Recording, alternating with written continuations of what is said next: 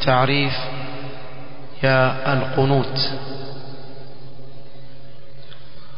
القنوت لغة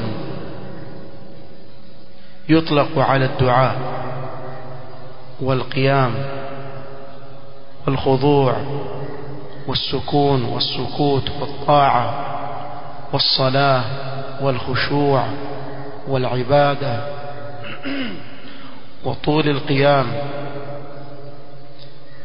قنوت katika lugha yabeba maana yote haya tuliyotaja. Yaweza kuwa maana ya dua ambao ndio tuikusudia hapa, yaweza kuwa kwa maana ya qiyam,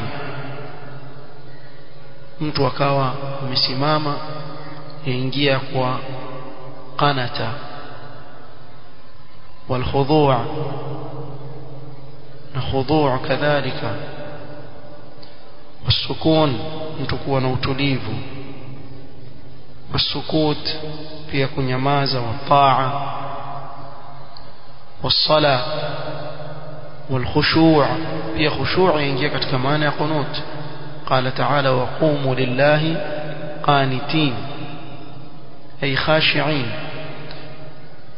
والعبادة عبادة pia وطول القيام na kusimama kisimamo kirefu.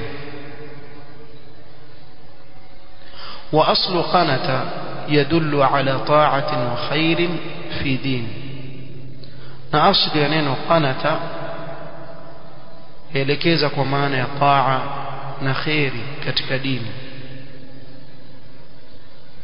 والقنوت اصطلاحا, tukitumia istilah hapa tukusudia nini tukisema alqunut? هو الدعاء في الصلاة في محل مخصوص من القيام. ni dua ndani ya sala katika sehemu mahsus akiwa mtu amesimama.